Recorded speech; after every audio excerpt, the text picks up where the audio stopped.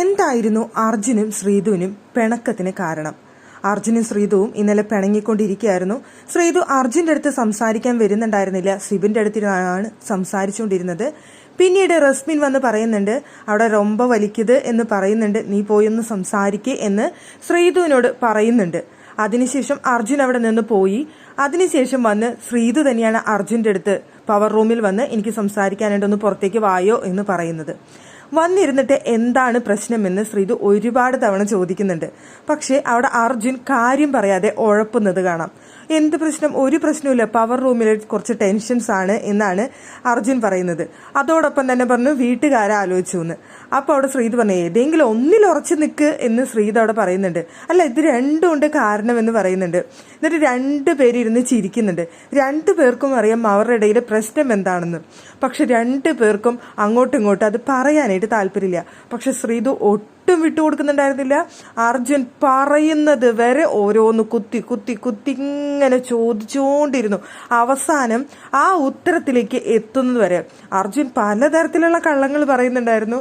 അതാണ് കാരണം, ഇതാണ് കാരണം, വീടാണ്, പവർ റൂമാണ്, വീട്ടിലെ പ്രശ്നങ്ങളാണ്, രാവിലെ ജാൻമണിയായിട്ട് നന്നായിട്ടൊന്ന് ഉടക്കിയിട്ടുണ്ടായിരുന്നു, ഞാനും കുറെ അങ്ങോട്ട് പറഞ്ഞു, അതാണ് കാരണം എന്നൊക്കെ പറഞ്ഞുകൊണ്ട് കുറേ പറയുന്നുണ്ടായിരുന്നു അർജുൻ. പക്ഷേ അവസാനം ശ്രീധുവിന്റെ അടുത്ത് തോൽക്കേണ്ടി വന്നു, കാര്യം പറയേണ്ടി വന്നു.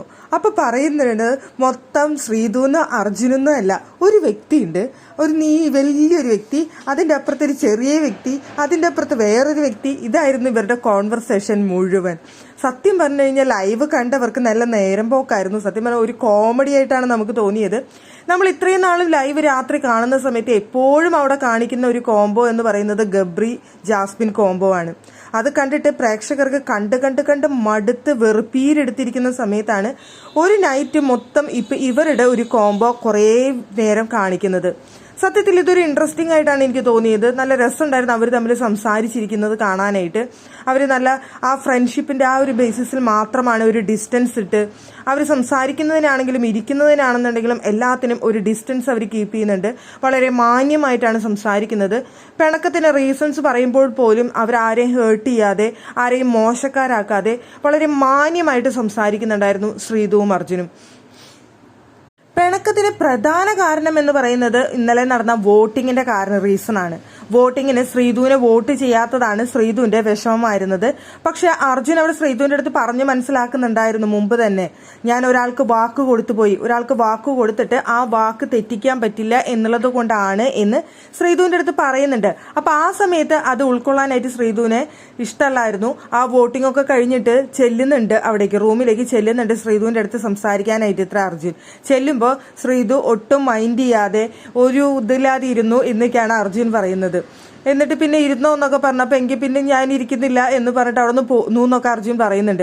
അപ്പോൾ അവിടെ ശ്രീധു പറയുന്നുണ്ട്, ആ സമയത്ത് എനിക്ക് മനസ്സിലായില്ലെങ്കിലും പിന്നീട് ആലോചിച്ചപ്പോൾ എനിക്ക് മനസ്സിലായി ചതിക്കാൻ പറ്റില്ല, കൂടെ നിൽക്കുന്നവർക്ക് വാക്ക് കൊടുത്തു കഴിഞ്ഞാൽ വാക്ക് തെറ്റിക്കാൻ പറ്റില്ല എന്ന് എനിക്ക് മനസ്സിലായി. അതുകൊണ്ട് ഞാൻ തന്നെ എനിക്കൊരു വോട്ട് ചെയ്തു, ഒറ്റ വോട്ടില്ലാതെ പോകരുതല്ലോ എന്ന് വിചാരിച്ചുകൊണ്ട് ഞാൻ തന്നെ എനിക്കൊരു വോട്ടൊക്കെ ചെയ്ത് അവിടെ വെച്ചിട്ടുണ്ട് എന്ന് ശ്രീധു പറയുന്നുണ്ട്. രണ്ടുപേരും ഇതൊക്കെ കേട്ടോണ്ടിരുന്ന് ഫുള്ള് ചിരിക്കുകയാണ് രണ്ടുപേരുടെ മനസ്സിൻ്റെ ഉള്ളിൽ ചെറിയ ചെറിയ പിണക്കങ്ങൾ മാത്രമേ ഉള്ളൂ, അല്ലാതെ അവർ തമ്മിൽ വെറുപ്പോ വിദ്വേഷമോ അങ്ങനെയുള്ള കാര്യങ്ങളൊന്നുമില്ല. ചെറിയൊരു സൗന്ദര്യം പിണക്കം മാത്രം. ആ വോട്ടിങ്ങിന്റെ വിഷയവുമായി ബന്ധപ്പെട്ട് പിന്നെ അർജുൻ അധികം സംസാരിക്കാൻ വരുന്നില്ല എന്നുള്ളൊരു പിണക്കം, അതുപോലെ തന്നെ ശ്രീധു മിണ്ടാത്തതിലുള്ള അർജുന്റെ പിണക്കം, ഇതൊക്കെയാണ് ഇവരുടെ ഇടയിൽ മെയിൻ ആയിട്ടുണ്ടായ സംഭവം എന്ന് പറയുന്നത്.